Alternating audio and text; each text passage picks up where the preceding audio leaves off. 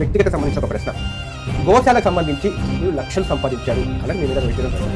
సంపాదించారా లేదా?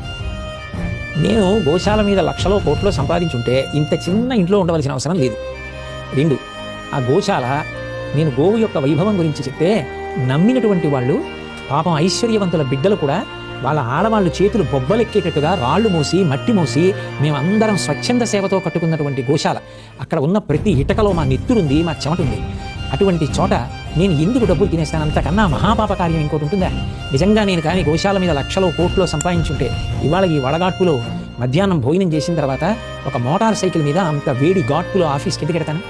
నేను ఒక కారు కొనుక్కుని కారులో వెళ్ళలేనా?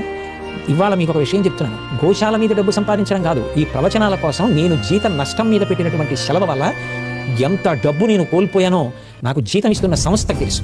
ఎంత డబ్బు నేను జీత నష్టం మీద వెళ్ళి ప్రవచనాలు చేశాను అన్న విషయం.